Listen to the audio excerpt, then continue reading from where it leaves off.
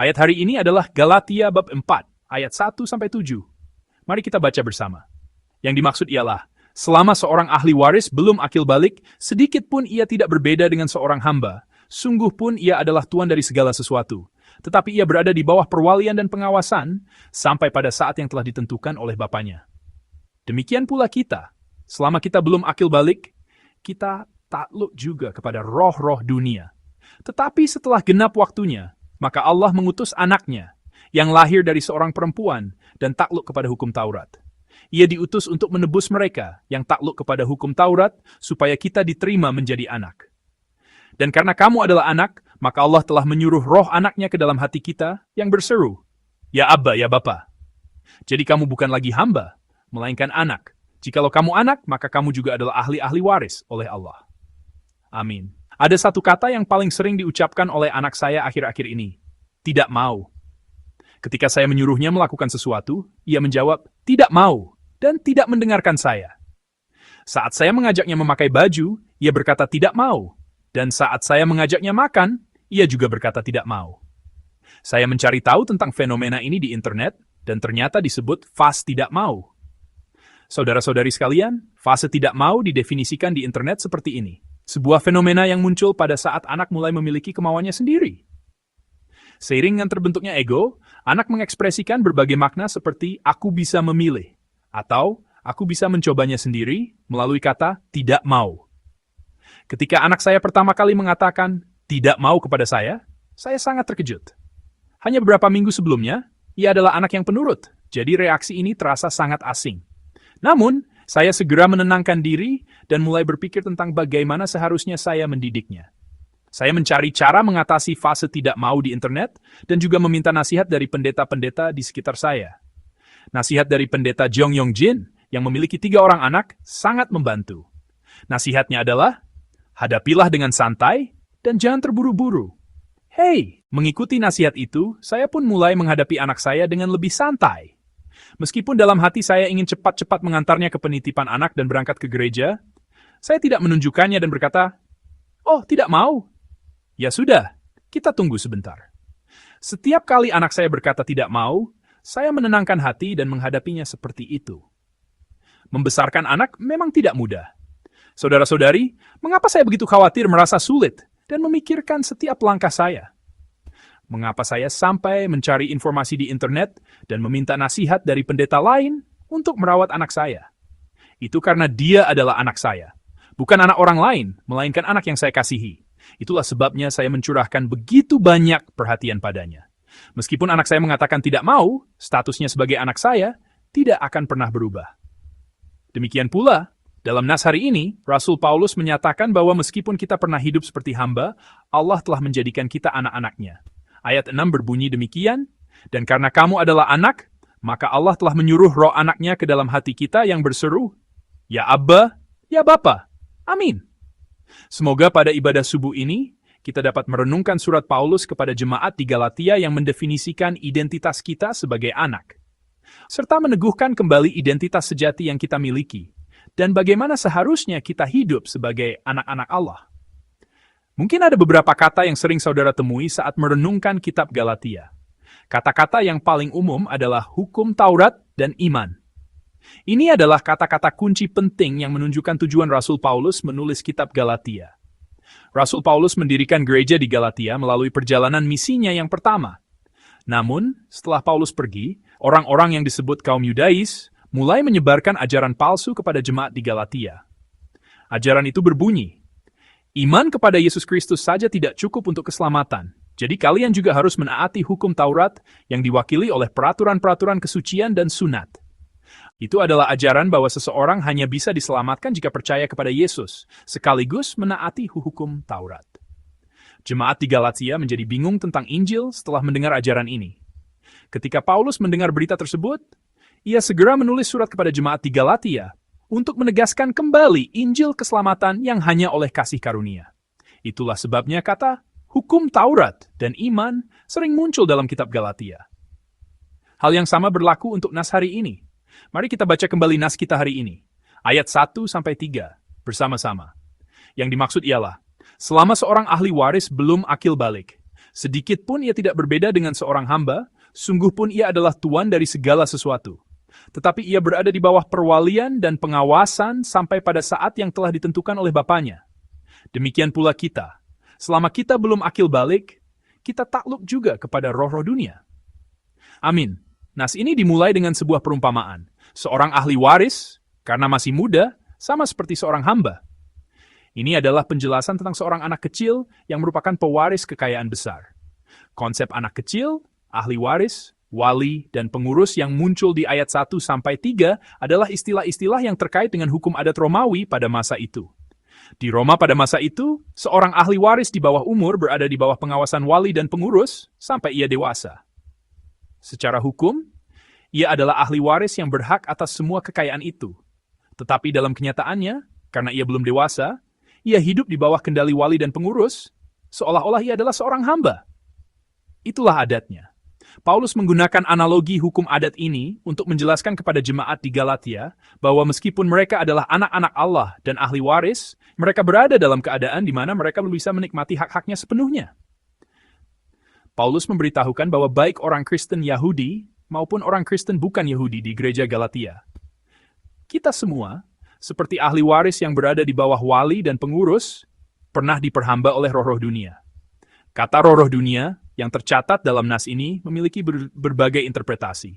Tetapi pada intinya merujuk pada hal yang sama, yaitu kekuatan yang mengikat kita dan menempatkan kita dalam keadaan rohani yang belum dewasa.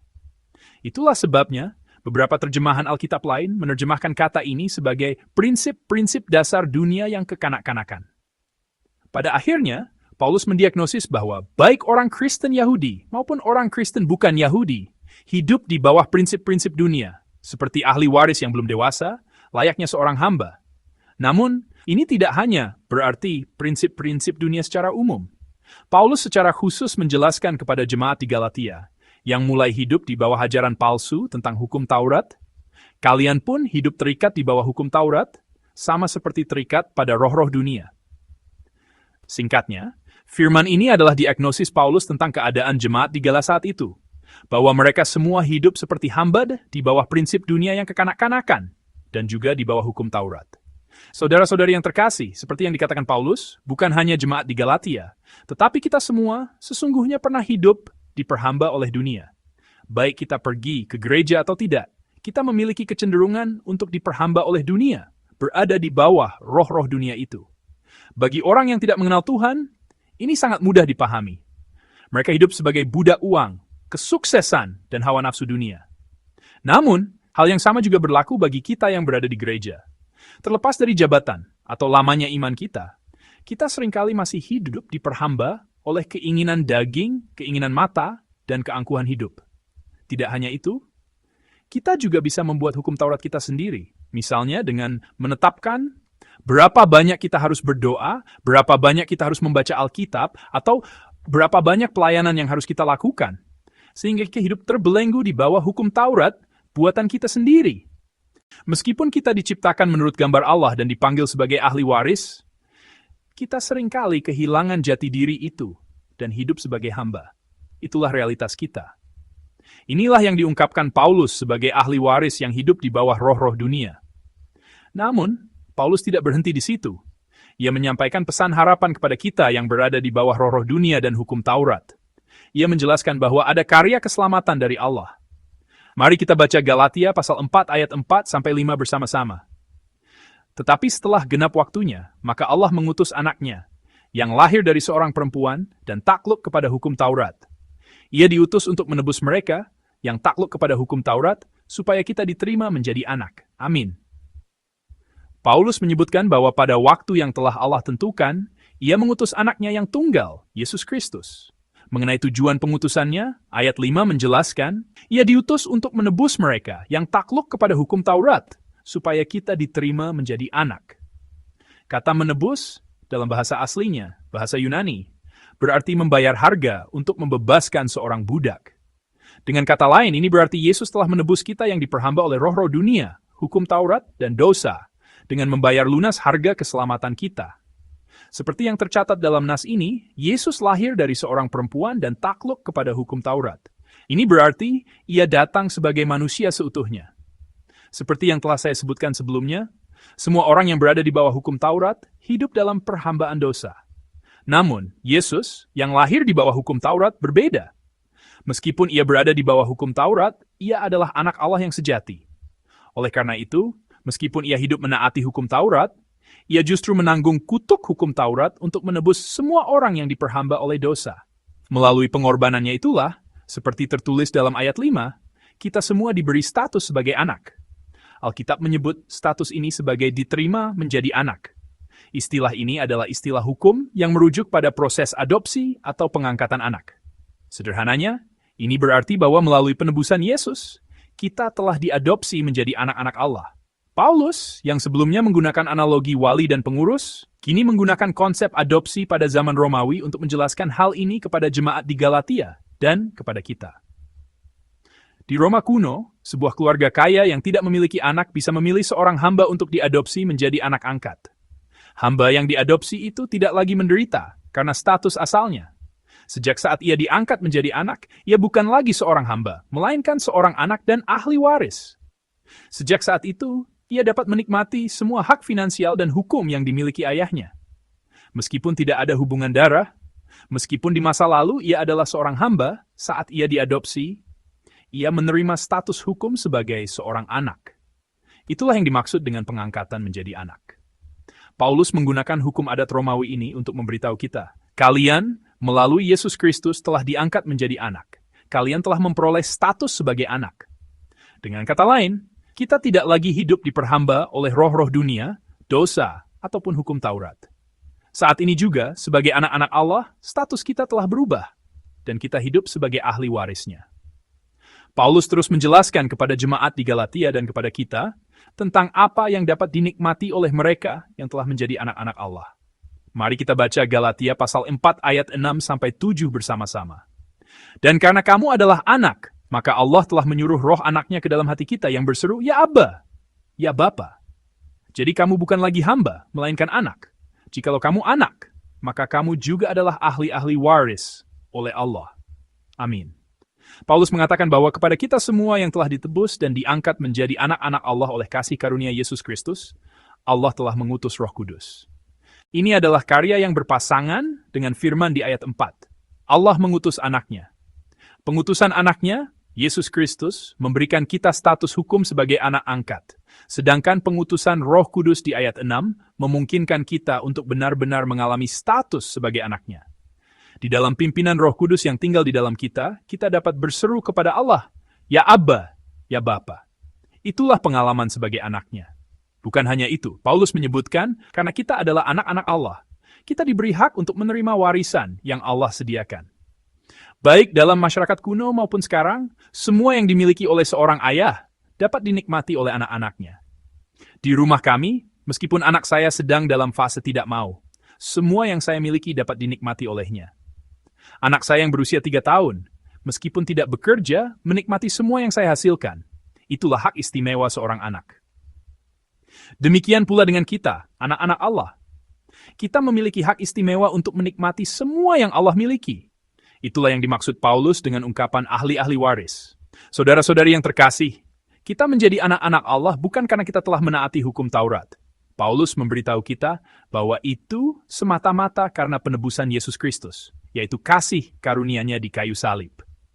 Kita tahu fakta ini dengan sangat jelas.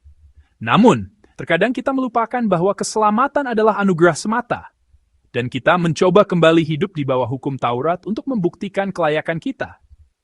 Pada awalnya kita hidup dengan rasa syukur, tetapi kemudian kita bisa saja mulai menonjolkan diri dan dengan sukarela kembali menempatkan diri di bawah hukum Taurat. Namun, seperti yang dikatakan Paulus, kita harus selalu ingat bahwa tidak ada jasa kita sama sekali dalam anugerah penebusan ini. Kita harus mengingat nasihat Paulus yang membantah ajaran palsu kaum Yudais. Kita harus ingat bahwa kita menjadi anak bukan karena hukum Taurat, melainkan hanya oleh iman. Selain itu, kita harus menghayati identitas kita sebagai anak-anak Allah, dan pada saat yang sama mengingat hak istimewa kita sebagai anak. Jika kita telah menjadi anak melalui iman kepada Yesus Kristus, kita harus ingat bahwa Roh Kudus yang diutus Allah tinggal di dalam kita. Dengan berani, datanglah kepada Allah dan berserulah, ya Abba, ya Bapa. Kita tidak boleh lupa bahwa status sebagai anak berarti memiliki hak istimewa ini. Ini berarti kita tidak boleh berhenti pada anugerah keselamatan saja, tetapi juga harus menghayati kehidupan kita sebagai seorang anak. Firman ini memberitahu kita untuk hidup dengan penuh keyakinan sebagai ahli waris, sebagai orang yang akan menerima warisan dari Allah.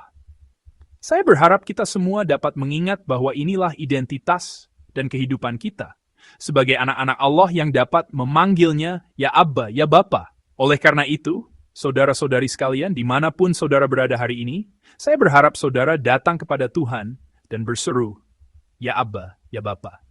Di hadapan orang-orang yang saudara temui, terlepas dari siap kita, atau apa yang kita miliki, saya berharap saudara dapat dengan percaya diri menyatakan, saya hidup dengan identitas sebagai anak Allah.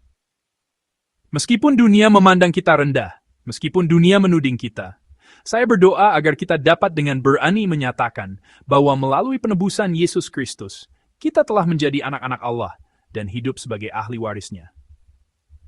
Saya memberkati saudara sekalian dalam nama Tuhan, agar dapat menjalani hari ini dengan menikmati hak istimewa sebagai anak yang Tuhan berikan, bahkan dalam hal-hal kecil. Kiranya kita dapat berjalan maju dengan mengukir firman yang disampaikan Paulus hari ini di dalam hati. Jangan pernah lupakan anugerah menjadi anak, serta hak istimewa untuk menjadi ahli waris, dan memanggilnya, ya Abba, ya Bapa. Tuhan memberkati kita semua.